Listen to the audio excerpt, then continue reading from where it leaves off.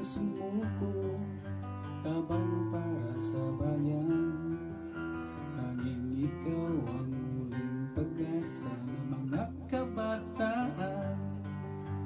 Huwag mong pakintulutan na agawin sa iyo ang iyong pinaghirapan na nakamit ng mamamayan.